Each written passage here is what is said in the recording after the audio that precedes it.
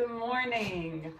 It is good to see you again. I hope you are coming back from this week off from GOA feeling a little bit rested, a little bit ready to engage this last portion of the course. I know it's such a busy time of year, and so you might be like, are you kidding? Rested? I am worn out.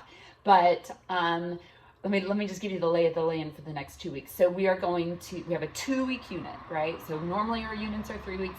This is one that's going to be 2 weeks, because then I'm going to give you a full week. It actually ends up being like a week and a week and a day or something, to solely work on the Catalyst Conference project. Remember, the goal is to build something that you are truly proud of. And so the expectation with GOA is that you're spending 6 to 8 hours a week on GOA, on a course. And the idea is you're going to put all of that, and then maybe a little, then some if you need to build something, because a lot of people are going to see it. Historically, the conference, this online conference, has been attended by roughly 1,000 people, but I have a feeling it'll be even bigger this year. And then after we finish the conference, then we have 1 week left of class, and then it's time to wrap it all up. Okay, so this unit is on resilience and grit.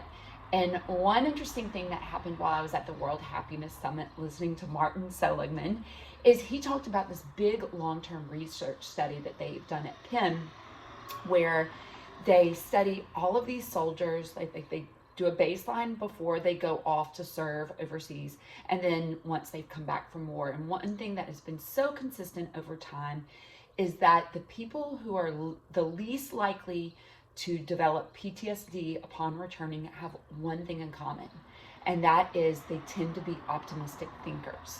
So I thought that was just so fascinating, right? That when you think of like what are protective factors that protect us, sometimes it's not like these outside physical things, but these things that go on the inside, these consistencies that allow us to thrive. And that is what this unit is going to be about thriving. Think back to the beginning of the semester and how when we were studying Seligman, we talked about his discovery that we aren't always just searching for happiness all the time. In fact, life, yes, we want pleasure in life, but it's not all that we want. We are willing to take on challenges. We are willing to work really hard in order to fill some goal, to feel a sense of meaning and purpose. And in order to do that, we have to have a set of skills that helps to buffer us or support us through the really hard parts of it. Think about sometime in life when you have taken on some challenge, and naturally, and of course, there are these moments where you're thinking like, can I actually pull this off? I remember, it's been years now, but like 3 or 4 years ago, I agreed to do a 3-hour workshop for mental health specialists on positive psychology. And like most people, right, I have some fears around public speaking, or I did at the time. And I just remember over and over having to battle this thought of like, oh, I'm going to get up, I'm going to forget what I'm saying, it's going to be so disorganized, it's going to be a mess. And I knew that if I went into it with that mindset, I was really going to trip myself up. And so I had to do so much active work to be optimistic, to reinforce for myself why it was all going to be okay. And guess what? It was, right? It wasn't perfect, because nothing's perfect, but it was something I could walk away from and feel really proud of. So we're going to kick off the unit by reading an article. It's a pretty lengthy article, so give yourself some time, but on teenagers facing depression and anxiety.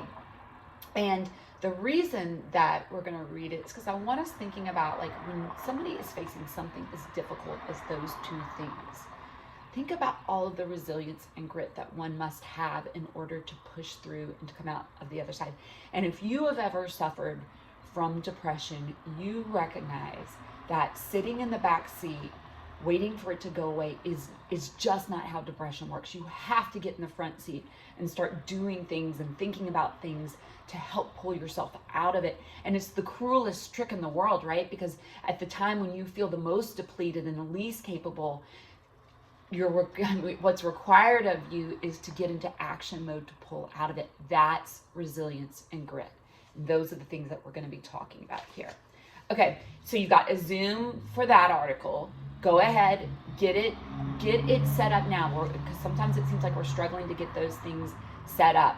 And then you're going to do that towards the end of this week. But then next week, I get to Zoom with you. And I love that because I don't get as much group time with y'all as I would like. But the purpose of that next Zoom is so that we can talk about how you're going to get yourself organized for the work that you're going to do leading up to the Catalyst Conference project. We do that Zoom a week before you start it because I want you completely organized and ready to roll once our Catalyst Conference week starts. You'll still check into Canvas, into our class Monday through Friday, but you're going to be doing independent work, so you're going to be building your project out. So more to come on that. But in the meantime, twist me and let me know a time in your life when you've had to use resilience and grit to push through something really challenging. Look forward to hearing it.